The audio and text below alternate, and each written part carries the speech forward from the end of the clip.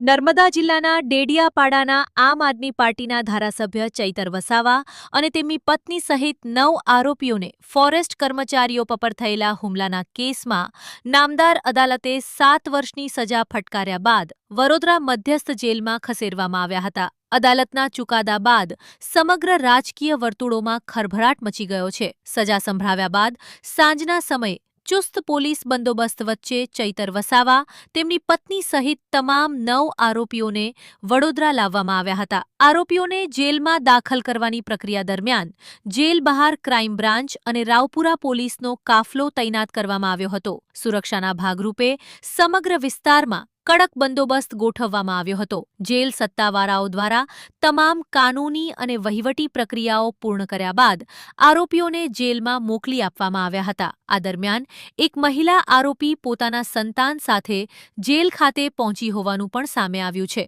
Forest કર્મચારીઓ પર હુમલાના કેસમાં અદાલતના આ નિર્ણયને મહત્વપૂર્ણ માનવામાં આવી રહ્યો છે અને સમગ્ર મામલે રાજકીય તેમજ સામાજિક સ્તરે ચર્ચા શરૂ થઈ છે. ત્યારે ચુકાદો સંભળાવવામાં આવ્યો રાજપીપળા કોર્ટમાં, ત્યારે જે આદેશ પણ કરવામાં આવ્યો કે ચૈતર વસાવા રાજપીપળા નહીં રહે.